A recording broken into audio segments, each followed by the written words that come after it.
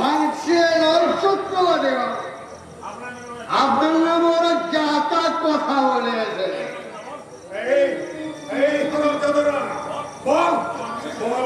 তোরা কি কি বলে এসেছিস?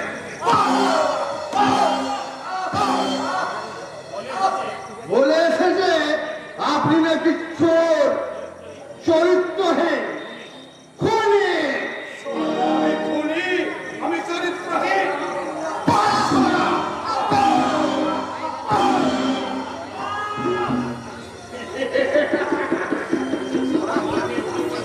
ওরা মার খেয়ে লুটিয়ে পড়েছে বলে অনেক ছেড়ে নেবেন না চক্রবর্তী। ওরা যে কথাগুলো বলে এসেছিল সেই বুড়ো দুটোকে আমি পাশ থেকে সব শুনেছি। ওদের বেরিয়ে আসাও দেখেছি। সেই জন্য সব কাজ ফেলে কথাটা আপনাকে জানিয়ে আপনি আমার কি উপকার করেছেন সে কথা আমি ভাষায় প্রকাশ করতে পারবো না। আরে ভাষায় প্রকাশ করার দরকার নেই চক্রবর্তী বাবু।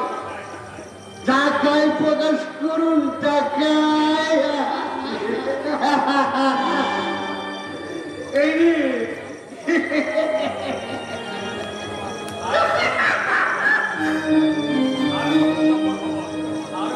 তাহলে শুনুন, জব্বর খাওয়া। হ্যাঁ বলুন।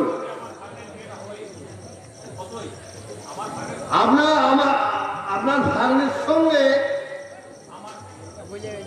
আমার ভাগ্নের বিয়েটা হতো যদি সেই শয়তানি জিটা চেঁচিয়ে না দিত। কি বলেন? কি কে সেই ঝিমাগিটা?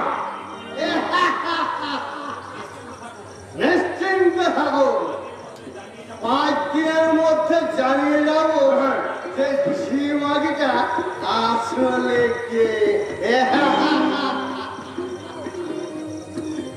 ওই ঝিমাগিটা দেখে শহরের বাচ্চা দুটো নিশ্চয়ই জানে। এই জনাব সুজন, এই হারামজাদা গামছা, ওঠ, ওঠ, ওঠ। ওঠে আমার কথার উত্তর দে। বল, বল সারা, বল সেই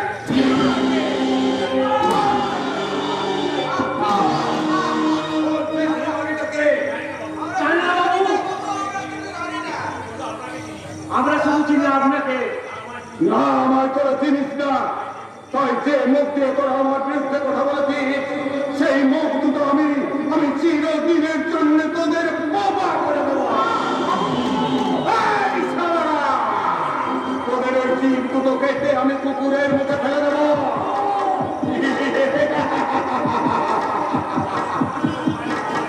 এই প্রতিক্রমণ চক্রবর্তীর পায়ে পড়েও তোর আর রেহাই পাবি নে। তাই জানো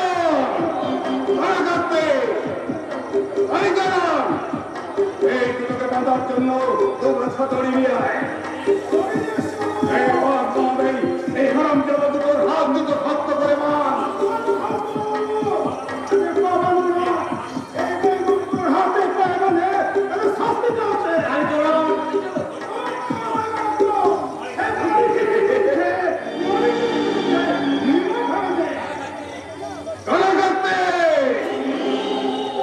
এই হারামজাদা দুটোর জিভ দুটো কাটার জন্য একটা ধারালো অস্ত্র নিয়ে আয়।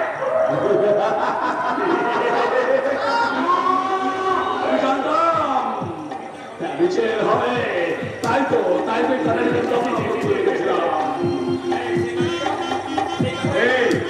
এই সেই কাটারিটা মানে কি রে? সেই কাটারি বাবু, যে কাটারি দিয়ে একদিন আমার শালিকে কুচি কুচি করে কেটে নদীর জলে ভাসিয়ে দিয়েছিলাম না বাবু। এই শালা!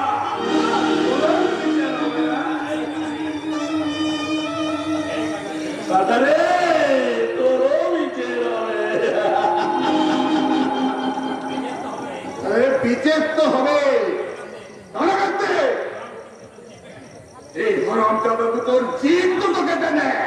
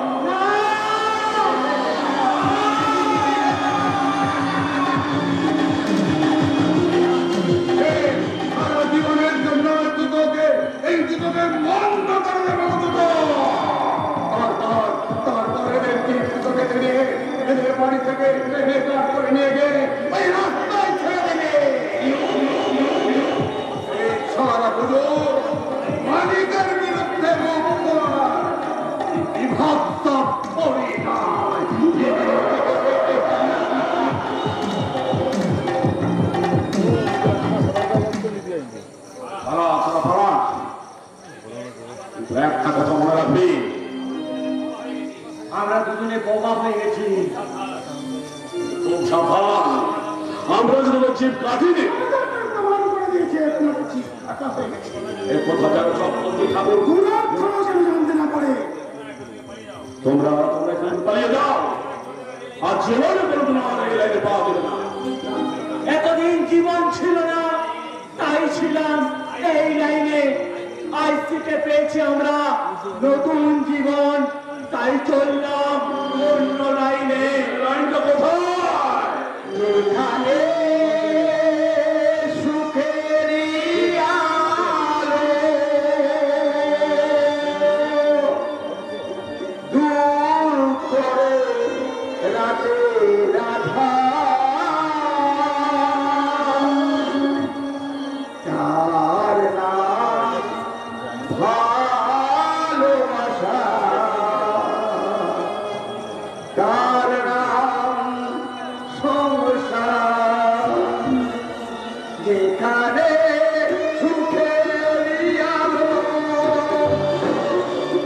দূর করে রাতের আঁধার, তার নাম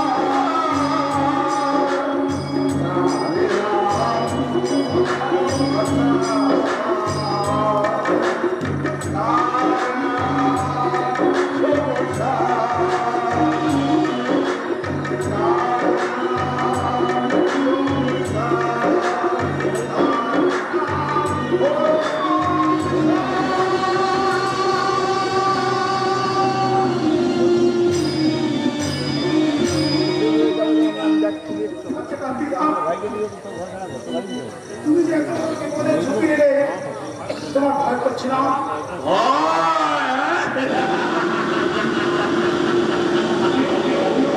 ভয় করলে কি হিংসা নেওয়ার জন্য ওই জানার প্রতিফলন চক্রবর্তী দেখলে ছায়ার মতো উঠতে পারতাম। সন্তান, আমার কল্যাণ উপর দিকটা থেকে একবার নিচের দিকে নামবে, আর তখন শুরু হবে পাপের বিচার, পাপের বিচার। বাপের বিচার হয়, কিন্তু বাপের বিচার কে বাপ কে বেটা?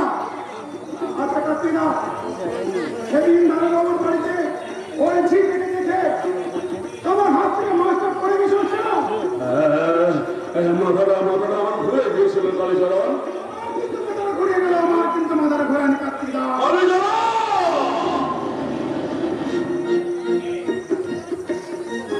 তুমি কে? আমাদের জনগণের সন্তান, তোমার মতো একজন গরিব মানুষ, আমার এক হাতে জীবন আর এক হাতে মরণ। আমার নাম কালীচরণ।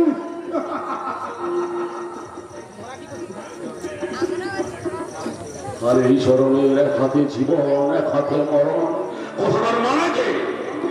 কারণ সামনে যে বিচার হবে সেই বিচারেরও একজন সাক্ষী।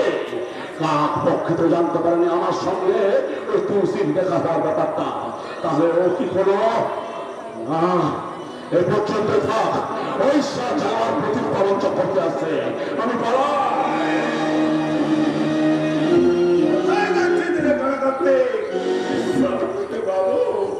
এই কাটারিটা দিয়ে দুটো পেঁচিয়ে পেঁচিয়ে জিভ কাটতে হয়েছে, তো তাই বড় কষ্ট হচ্ছে বাবু, তাই বড় কষ্ট হচ্ছে। আর সেদিন বাবু, সেদিন আমার তুলসীকে কুচি কুচি করে কেটেছিলাম বাবু। তুই কি সত্যিই তুলসীকে কেটেছিস? হ্যাঁ বাবু, হ্যাঁ, কুচি কুচি করে কেটে নদীর জলে ভাসিয়ে দিয়েছিলাম বাবু। কখন চোট মারার পর হতভাগীর সে কি কান্না বাবু।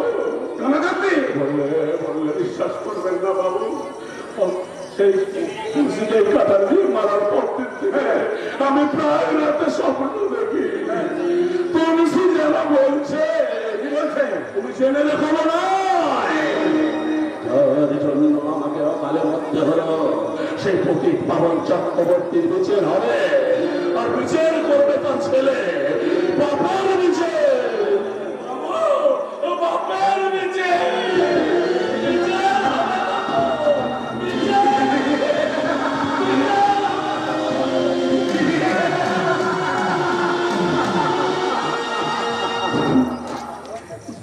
দিতে হবে আমার ছেলে আমার পাপের বিচার করবে। আরে জীবনে আমি পাপেই করিনি। পাপে তোমার শেষ নেই বাবা। এরপর মিথ্যা কথা বললে নরকে তোমার জায়গা হবে না। কি বললে? মেয়ে হয়ে পাপকে আর কি বলবো? তারা পাপের খনি খাওয়ার জন্য তুমি আমাকে খুঁটি হিসেবে ব্যবহার করতে চেয়েছিলে। মেয়ে হয়ে তুই আমাকে আজ আক্রমণ করতে এসেছিস। না বাবা না, আমি আক্রমণ করতে আসিনি। আমি তোমাকে জানিয়ে দিতে এসেছি অঞ্জনের দাদু ঠাকুমা রাজি হলো অঞ্জনকে আমি বিয়ে করতাম না। কেন বিনয় তারা? অঞ্জন প্রত্যেকদিন ঝুমুতালে মেয়ে ঝুমকার সঙ্গে ওর ভালোবাসা আছে। এই কথাটা কে বললে? ওই অঞ্জনদের বাড়ির ছি। কথাটা বলে গেছে অঞ্জনের বাড়ির ছি। হ্যাঁ, কিন্তু ব্যাপারটা কি আমি কিছুই বুঝতে পারছি না। কেন বুঝতে পারছেন না চক্কর বাবুল? আমি তো আপনাকে অনেক আগেই বলেছি যে আপনার এই সমুদ্রের যে কোনো মেয়ে গোপনে ওই আপনার সব খবর ওই অঞ্জন দাদার কাছে পৌঁছে দিচ্ছে। ছোট বাবু, ওই ব্যাপারটা এতদিন আমি গুরুত্ব দিয়ে দেখিনি। কিন্তু ইমিডিয়েট আপনার গুরুত্ব দেওয়া উচিত। টুমকাকে আর সেই চিঠিকে বুঝিয়ে দেওয়া উচিত যে আপনার নাম প্রদীপ পবন চক্রবর্তী। বুঝিয়ে দেবো। তাড়াতাড়ি বুঝিয়ে দেবেন। কিন্তু আমার কেস আমার যেখানে পৌঁছে গেছে সেখান থেকে মনে হয় আমি আর আপনাকে বাঁচাতে পারবো না। চলে হারাম যদি ঝুমকা, তোকে আমি বাবা না দাদা, কোথায় কোথায় সেই শয়তানি? আমার কাছে সে 7 দিনের ছুটি নিয়ে গেছে। কি এত সাহস তোর? আমাকে জিজ্ঞাসা না করে তুই তাকে 7 দিনের ছুটি দিয়েছে? তুই আমার সঙ্গে শত্রুতা করছিস? তাই তোকে আমি আমার দিদিকে গায়ে হাত দিবে না। দোকান খাবার আমি খেপা নই, খেপা তুমি। তোকে রে হারাম দাদা, তোকে রে খাই করি তোকে আজ। বাবা চলে গেছে।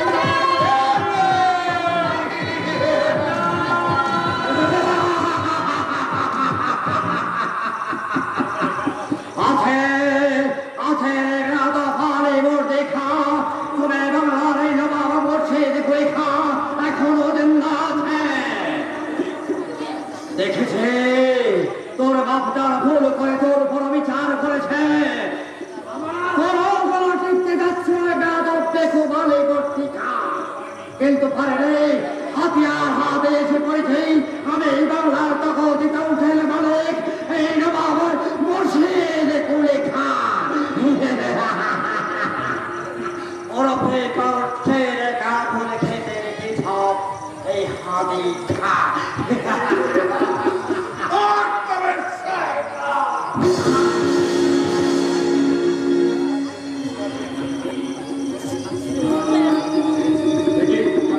আমি পাগল নই যাহা পড়া, আমি পাগল নই, আমি যাহা পড়া চড়াব তাই তো বলে এই বাংলার গোস্ত বিভাগ করবেন বঙ্গেশ্বর।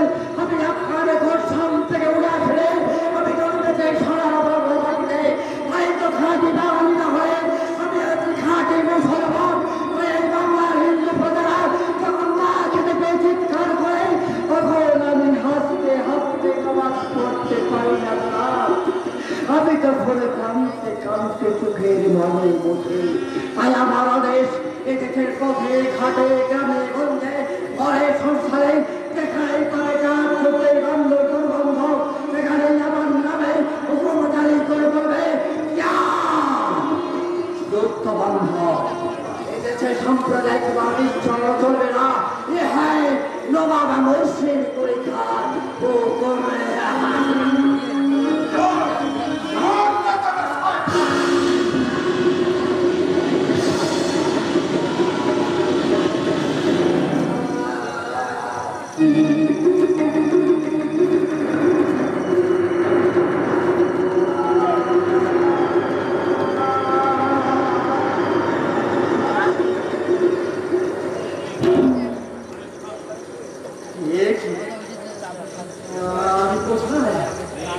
এই রে, বাবাটা সুস্থ হয়ে গেছে, এখন তো আমাকে তাড়া করবে। তাহলে তাহলে আমি কি এখন থানায় গিয়ে ছোট বাবুর কাছে আশ্রয় নেবো? এই না না না, এখান থেকে ছুটে গিয়ে আমি ওই চৈতালি দেবীর কাছে আশ্রয় নেবো।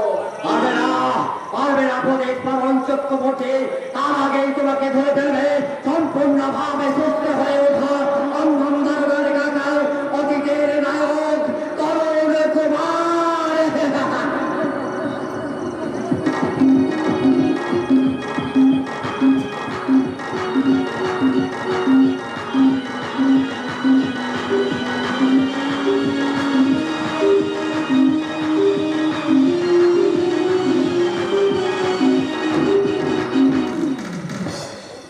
এইমাত্র পড়ে গেছে বলে গেল অঞ্জলি কাকা নাকি ভালো হয়ে গেছে আর তার আগে ওই জানোয়ারটা এই বাড়ি থেকেই আসছে।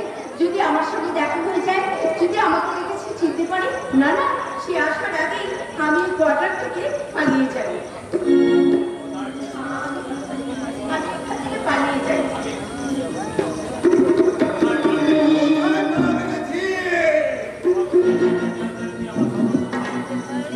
জীবনের সব ইতিহাসের উপরে আমার সম্মান করে দিয়েছে।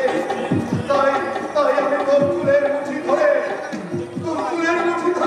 ওই তুলসীর মতো আমিও তোকে খুন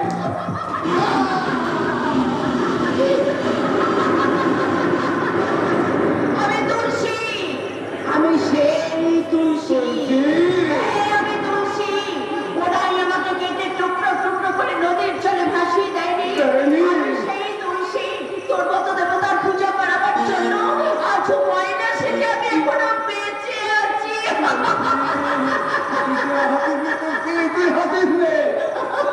ওর নাম তুলসী? হ্যাঁ, ওর নাম ময়না নয়, ওর নাম হলো তুলসী দাদি। ও ময়না থেকে আপনাদের বাড়িতে এসে ও নিজের কলঙ্ক সাজার চেষ্টা করেছিল। ছি, ছি, ছি, ছি, ছি, ছি, ছি। না দিদিমণি না, ওর কথা বিশ্বাস করবে না দিদিমণি, ওর কথা বিশ্বাস করবে না। এই লম্বাটা সব মিথ্যে কথা বলছে। মিথ্যে কথা বলছি? বল, আমার বাড়িতে তুই ঝিয়ের কাজ করতিস নে? ওই গ্রামের কতগুলো অপ্তি ছেলের সঙ্গে মেলামেশা করে কুমারী অবস্থায় তুই অবৈধ সন্তানের মা হসবি। তাই তোকে কবিতা বলে, পেশা বলে গ্রামের লোক তোকে বাড়ি থেকে তাড়িয়ে দেয়নি। তাড়িয়ে দেবো, আজই ওকে বাড়ি থেকে তাড়িয়ে দেবো। তাড়িয়ে দেবো না, এখন ছোট মেয়ে, এ বাড়ি থেকে খুব করবো। শুধু ওকেই তাড়ানো হবে না, ওর সঙ্গে ওই ঝুমকোকেও তাড়িয়ে দিতে হবে। কারণ ওই ঝুমকাও হলো এক ধরনের কণিকা। ওই আপনাদের ছেলে রঞ্জন এই কণিকার প্রেমে হাবুডুবু খাচ্ছে, হাবুডুবু। ঝুমকার কথা পরে হবে, আগে তুইটাকে দেখছি। আমার তো বাকি আছে।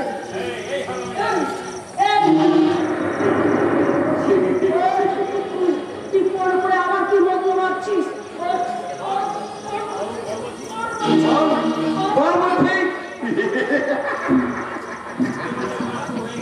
হ্যাঁ, এরপর হলো কোনো ভোলবাজির খেলা আরম্ভ হয়ে গেছে।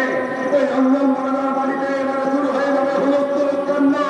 আর সেই সুযোগে আমি আমার সমস্ত অর্থ সম্পত্তি ওই লরিতে চাপিয়ে নিয়ে এই ভুবনডাঙ্গা থেকে চলে যাব। কি রে শয়তানি, এখনো পরে পরে কি মগ্ন করছিস?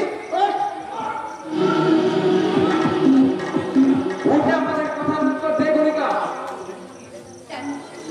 দিদিমণি,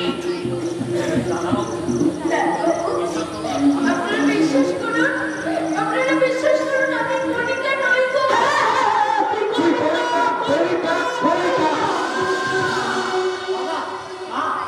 কাকে তোমরা গণিকা বলছো? তোর মায়ের চেয়ে ময়না মাসিকে। ওই শয়তানি ঠিকা তার আসল নাম গোপন করে আমাদের সবাইকে ঠকিয়েছে। না না, আমি বিশ্বাস করি না, এ হতেই পারে না। ঠিক আছে, আমাদের কথা যদি বিশ্বাস না করে তাহলে শয়তানি ঠিকাকে জিজ্ঞাসা কর ওর আসল নাম কি। বলো বলো, তোমার আসল নাম কি? আমার আসল নাম তুলসী দাসী। তুই পথিক পবন চক্রবর্তীর গায়ের বাড়িতে ঝিয়ের কাজ করছিস? হ্যাঁ, আমি করতাম। কুমারী অবস্থায়। হ্যাঁ, আমি হয়েছিলাম। তোমার সেই অদ্ভুত সন্তান কি এখন বেঁচে আছে? আছে,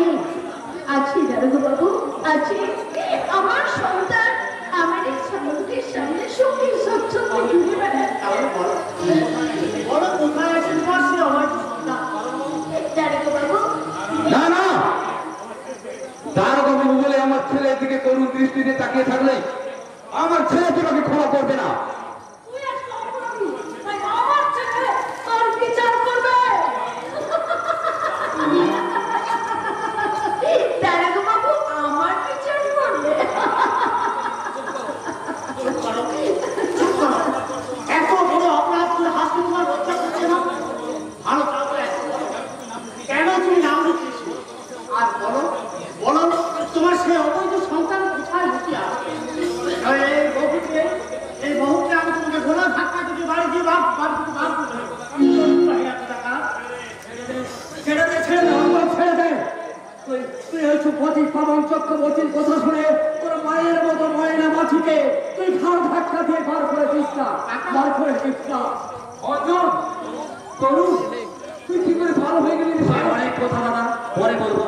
পতিত পাবন চক্রবর্তীর শরীর আঘাতকে আমি সম্পূর্ণ সুস্থ হয়ে উঠেছি, তাই বলছি ময়নার কাছে ক্ষমা চেয়ে নিয়ে অঞ্জনের উচিত অবিলম্বে পতিত পাবন চক্রবর্তীকে গ্রেপ্তার করা, না হলে আজকের মধ্যে সেই ভুবন্না কাছে পালিয়ে যাবে। না, তাকে পালাতে দেবেন না, যেমন করে হোক তাকে ধরার ব্যবস্থা করুন। পতিত পাবন চক্রবর্তীর সঙ্গে তোমার কিসের সম্পর্ক? তার সঙ্গে আমার যে কিসের সম্পর্ক, আমার অবৈধ সন্তানকে এবং আমার অবৈধ সন্তান কোথায় আছে, আমি সত্যিকারের করি না কিনা, আপনাদের প্রত্যেকটা প্রশ্নের উত্তর আমি ঠিক সময় দেব। দিদি তো দিচ্ছিস না কেন? নিশ্চয়ই কোনো অসুবিধা আছে। আছে আছে তো বটেই। আমি যে বাবা ঠাকুরের কথায় আমার সেই সন্তানের কথায় হাত দিয়ে তৃপ্তি করেছি। তারা তৃপ্তি তুলে না নিলে, আমাকে সত্যি কথা বলতে না বললে, আমি যে আসল সত্যি কথাটা বলতে পারবো না গো। কি হয়েছে? এবারে করতাম এবং আমি খাওয়াতে বলবো চিন্তা বলবো মনে তাড়াতাড়ি করে যখন যাচ্ছে তখন হাসতে থেকে করতাম আর কন্যা বাড়াও মারধর করে তাদেরকে ছিনিয়ে নিয়ে ভাঙা মন্দির থেকে টেনে নিয়ে গেছে জানার পাবন চক্র।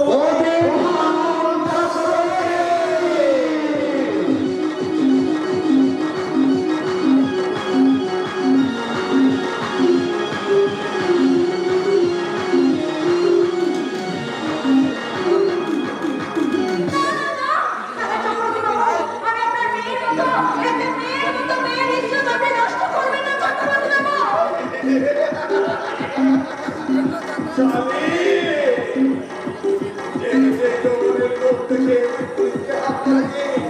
সেই যৌবনে আমি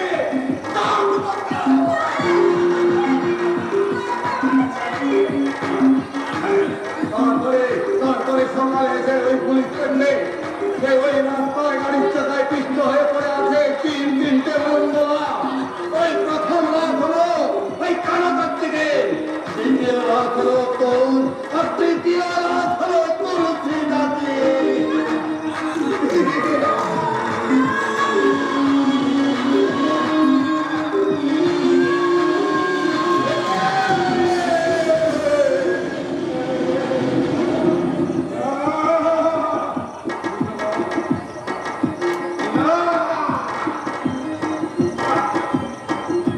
শয়তান চক্রবর্তী, তুমি অনেক পাপ করেছো, তোমার পাপের ভাড়া পূর্ণ হয়ে গেছে, সেই পাপ আমি শেষ করবো। কোন দিকে পালাবে?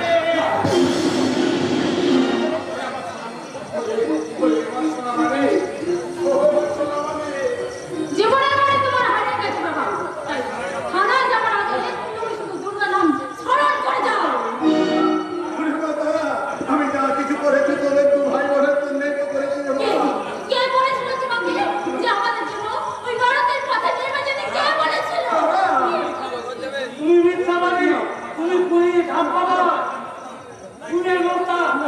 আর আমি ছেলে হয়ে আমি এপিসোডকে বলছি, আমার বাবা বিশ্বাস যত শুনি নৌক তোরা করবারি চিরকাল তোমার আসামি হয়ে থাকে জেলখানা। যাকে আমার বাবা বলে ডাকতে ঘৃণা করে, তাকে আর বেশি কোনো জায়গায় থাকতে দেবেন না ম্যাডাম।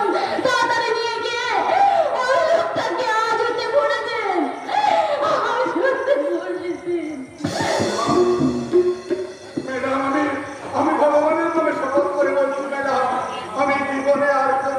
পাপ কাজ করবো না। পাপ কাজ করে আমি যে সব টাকা জমা করেছি সব টাকা আমি সরকারের ঘরে জমা করে দেবো বেটা।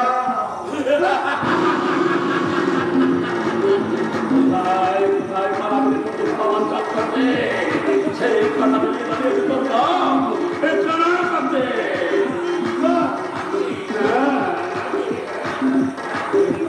একদিনের কথা পেরেছিলাম সেই কাতার দিয়ে পুকুর ফেলে বলেছিলাম জনসাধারণের জীব কেটেছি আর সেই কাতার দিয়ে তোকে আমি কেটে আমার শালি তুলসী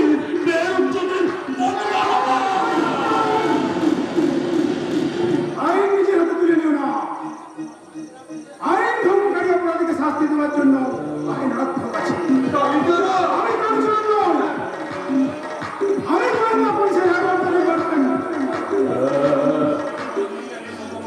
আমাদের বস মিস্টার এস এসে গেছে? ওকে, মিসেস ভট্টাচার্য, শীঘ্রই আমরা এই গাড়িতে তুলে দুপাশে দুজন ফ্ল্যাট দিচ্ছি। আমি তোমাদের কোথায় যাচ্ছি? কোথায় যেতে হবে? ওই অন্যান্য বাড়ির কাজের মেয়ে ওরবে তুলসীদাসের কাছে। হ্যাঁ প্রদীপটা বলবো, ওই তুলসীদাসে আপনার এবং ওনার কাছে পরিষ্কার করে বলবে আপনার সমস্ত অপরাধের কথা, এমনকি তার অবৈধ সন্তান আর কেন তার অবৈধ সন্তানের পিতা। তারপর তো শুরু হবে বিচার, পাপের বিচার, পাপের বিচার।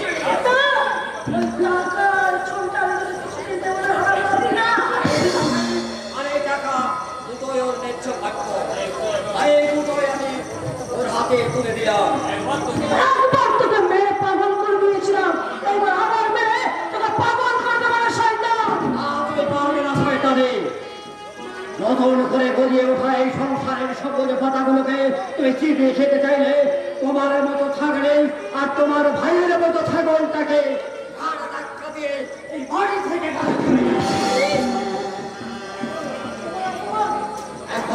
এখনো সম্পূর্ণ কথা বলে নেই। আগে অন্যান্য দিয়ে আসো থানার কাজ সেরে, তারপর তোমাকে তোমার ভাইয়ের সব কথা ফাঁস করে দিয়ে আমি হাটের মাঝে হাড়ি ভেঙে দেবো। তারপর সেই চরিত্র ভাবার টুকরোগুলো একটা একটা করে কুড়িয়ে নিয়ে আমি আবার লিখবো আমার নাটকের দৃশ্যের পর দৃশ্য।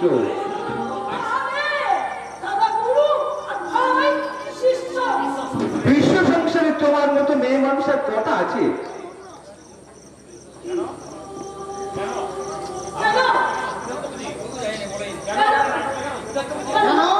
আপনার নাটক লেখাও ছুটে হচ্ছে বুঝি? হবেই তো অনেক আগেই যে শেষ হয়ে গেছে তোমাদের মতো চরিত্রের পুঁজি।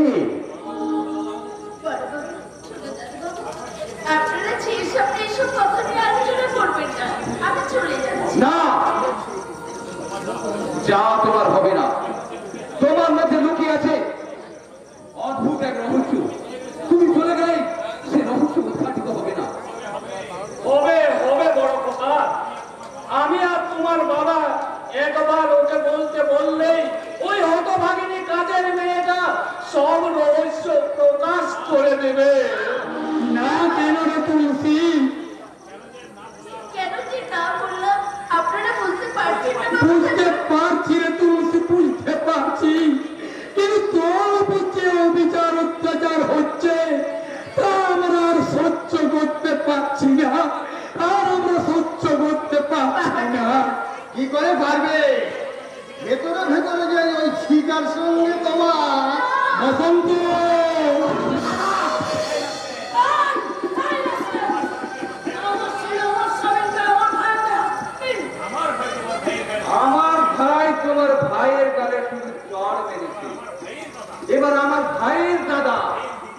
যদি তার ভাইয়ের দিদিকে তার পায়ের চপ্পলটা খুলে মারে তাহলে কি খুব ভালো হবে? এই জানোয়ার, আজ তোর ওই রঙ্গিনী দিদি তোকে আর বাঁচাতে পারবে না। হয় তোকে মরতে হবে, না হয় এই মুহূর্তে বাড়ি থেকে বেরিয়ে যেতে হবে। যা, বেরিয়ে যা, বেরিয়ে যা, বেরিয়ে যা বলছি।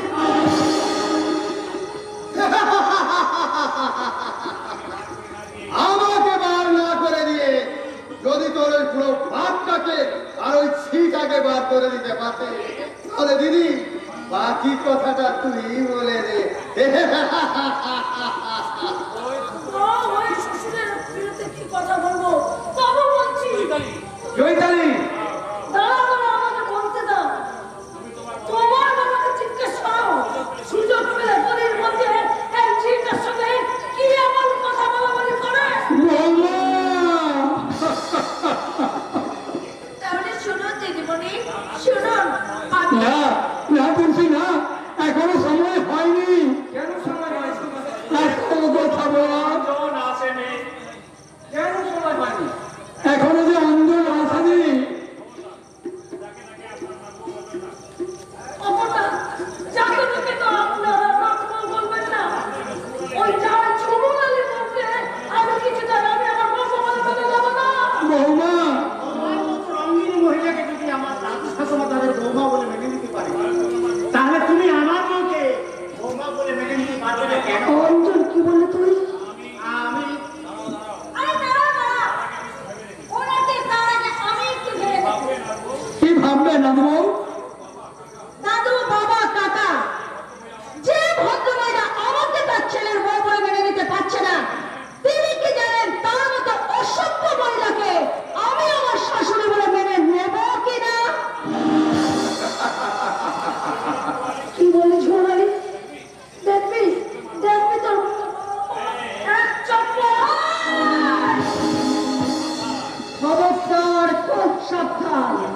যখন তখন যাত্রার গায়ে হাত তোলাটা দেখছে একটা স্বভাবে দাঁড়িয়ে গেছে। এই হাতটাকে আমি একবার দুমড়ে মুচড়ে ভেঙে দেবো। অপমান! তুই দাঁড়িয়ে দাঁড়িয়ে মায়ের অপমান দিচ্ছিস। ওকে শাসন করতে পারছিস না। কি করে পারবে? ওর বাবা যে কাজ করেনি, সে কাজও পারবে কি করে? আমি পারিনি বলেই তো অঞ্জনের বিয়েতে আমি বাধা দিইনি, কারণ আমি জানতাম অঞ্জনের বউ এসেই আমার বউকে ঠিক টাইট করে দেবে। আর সেই শিক্ষার প্রথম পাঠ হবে ওনার আঁচল থেকে সংসারের চাবিটা খুলে নিয়ে আমার আঁচলে বেঁধে নেওয়া। আর সেই জন্য আমি বাক্সর চাবিটা আমি ঠিক জায়গাতে রেখে এসেছি। অঞ্জন, বউ, বউ তো স্বাভাবিক। আর আর তোর মা তোর কাছে আজ কি হলো? না না, তুমি ওর কেউ নও। বললে আমাকে ঠিকই বলেছে। অঞ্জন বৌমার ছেলে নয়।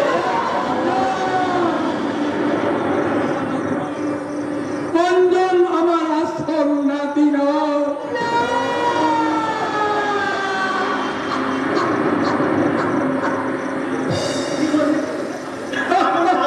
আসল দাদু নয়। না না না রে দাদু ভাই, না।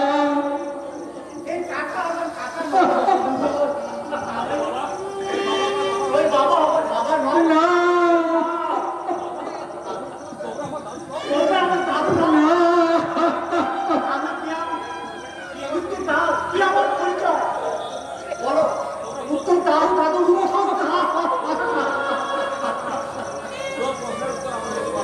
তোর প্রশ্নের উত্তর আমরা দিতে পারবো না রে দাদু ভাই, আমরা দিতে পারবো।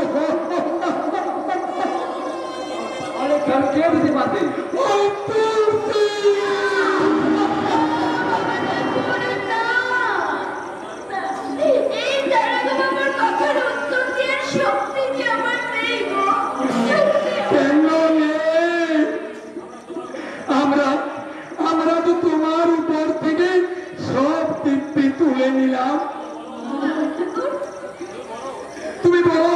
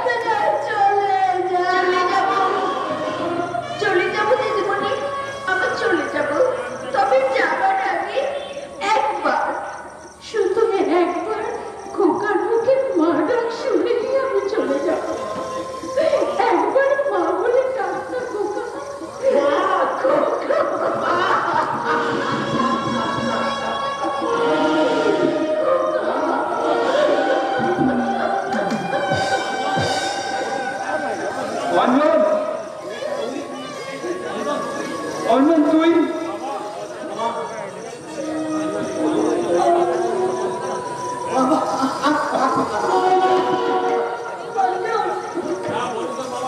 না, তরুণ তোর আসল বাবা নয়।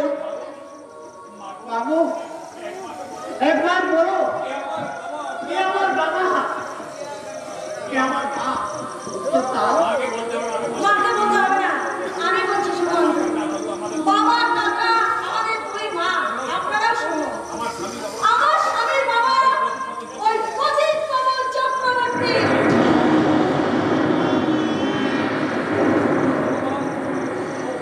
ও ভগবান, আমি কিনা ওই শয়তান প্রদীপ পবন চক্রবর্তীর ছেলে? না না, আমি ভাবতে পারছি না। বাবু মা, তুমি বলে দাও আমি এখন কি করবো? আমি এখন কি করবো?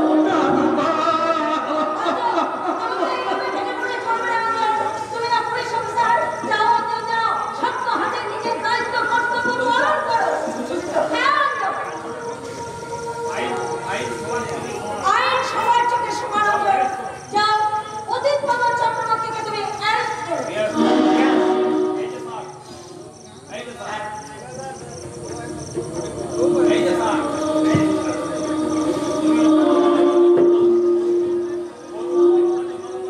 তুমি অসাধ্য সাধন করেছো বৌমা, তাই আমি তোমার কাকা এবং তোমার দুই মা এবং দর্শক বৃন্দ সবাই মিলে জোর হাত করে বলছি, ধন্য ধন্য বৌমা, তোমার পায়ে নমস্কার।